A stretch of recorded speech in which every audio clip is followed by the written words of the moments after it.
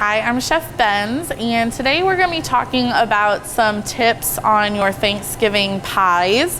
So I'm going to be giving some tips on rolling pies and some finishing techniques. So I'm just going to start rolling, and as I roll, I'm just going to rotate about 90 degrees every time. So I get a nice rounded crust until it's about 1.5 inches or so wider than my pie tin. So we're good. We have a nice perimeter around our crust. So now I'm going to fold in half and lift into my pie tin and unfold. Just go around pressing it in, making sure it's into those corners. And then now I'm gonna do what's called like building my wall. So this is going to be how I get these beautiful crimped edges on my pie. What I do is I just kind of fold and tuck that under.